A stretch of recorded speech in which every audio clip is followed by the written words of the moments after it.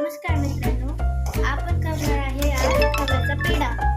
तर आपण ह्याच्यात तूप टाकले आहे, ते गरम झाल्यानंतर खवा टाकला आणि पुन्हा साखर टाकली त्याच्यात। तर आपल्याला खव्याचा पेढा बनवायचा आहे, यासाठी आपल्याला हे उपाय आहे।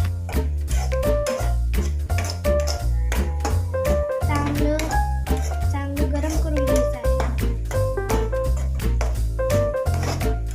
गॅस कमी जास्त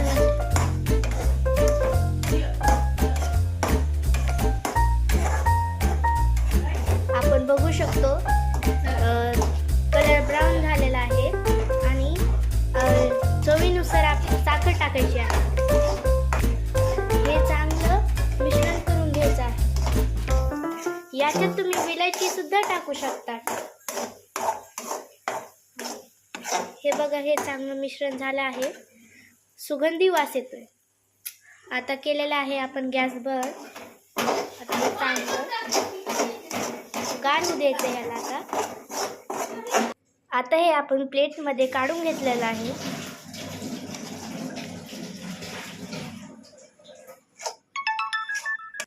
हे झालं आहे आपला पेढा रेडी। आणि तुम्हाला जसा आकार द्यायचा तसा देऊ शकता तुम्ही। Like and subscribe.